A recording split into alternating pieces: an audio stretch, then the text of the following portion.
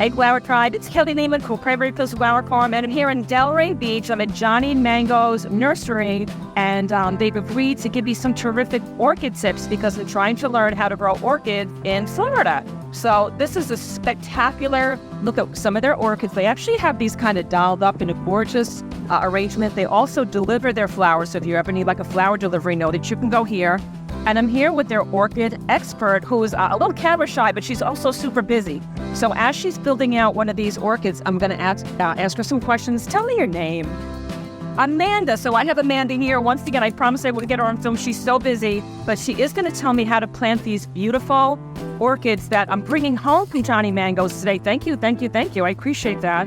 But I need to learn how to grow them. So I'm picking Amanda's brain as she's working over here about how to hang them on my palm tree that I have in the yard here in Delray. Okay, so what's one of my first steps? Yeah, so first, you'd always want to take it out of the plastic container. Okay, so there's a lot of roots in here. Now, these are air roots? Yeah, they are. Okay. So you just pop them right out of the container. Yeah. And they come and they kind of stay with their shape a little bit. Okay, and what is in here? Is this like moss or sphagnum moss? What is this? It's called sphagnum moss. Yep. So that just keeps the orchids moist. They don't like to stay moist for too long. They like to dry out completely. Okay. But here in Florida, it gets so hot, so we need to have a little bit more moisture. Right, otherwise they're going to just die because they're going to get like this guy, that was out of the moss. Yeah. Terrific. Some people prefer to use bark, but when you're hanging them on trees, I would just flatten the back a little bit, so I'm going to turn it around. Okay. You want to kind of pick through the roots. Yep. Maybe a little zhuzh to get some extra sphagnum out. Yep. And then you kind of make like a flat back to where you can hold it flat to the back of the tree. Right. And then you can either use fishing line, clear fishing line, so you won't be able to see it. Yes.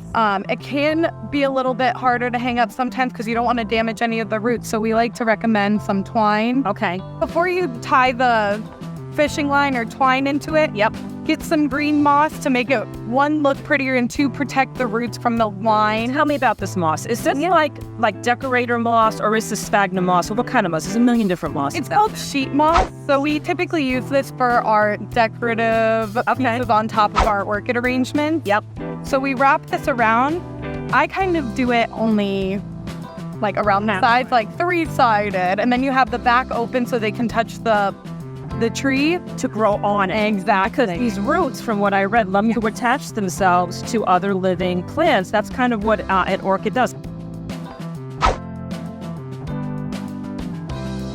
And could I just ask you this decorative, tell me the name of sheet moss? Sheet moss. So it's okay to use this, because I know there's some that you probably shouldn't use that are from like Michael's, maybe they're more plastic. Yeah. Which you don't want to use. Yeah, so this is natural sheet moss. It's live sheet moss. And it's airy. Yes, exactly. It does. Since they're outside, this is always like good to, keep a little bit more moisture in there. Yep. You do want to make sure they're drying out, but we don't really have that problem in Florida right now. So hot. When you do plant them though onto the tree, first, let's say we wrap the twine around to make a nice little like ball. So it's like sitting in a little place. Yep. When you go and put it on the tree, make sure it's tilted at a little bit of an angle. Right. It's towards the side. Yeah. Just in case when it rains. Yeah. The water will be able to drip out the side to the leaves. That's how they do it in the wild. If they get any water sitting in their leaves, they tend to rot out. Oh, that's good to know, because I just put like 8 of them on my tree, totally straight up. So they're probably going to be gone by. Yeah. So just a little to the side. Wow. All right. Lesson learned. Until have their water roll off. Okay. It's good to know. And then you're supposed to keep the stick in, because they have a tendency to go outward, and then I'm going to have a big, unless you want to make like a heart or something. Exactly. Would be. It keeps the flowers a little bit safer from.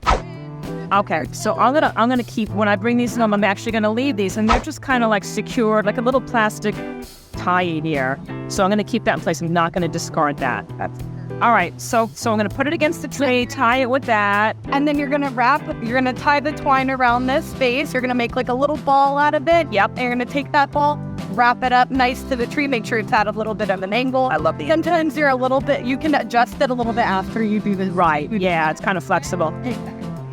And then what about fertilizer? Should I use fertilizer, not use fertilizer? What's your thought? We typically do not fertilize any of these flowering orchids. Okay. I would wait till after they're done.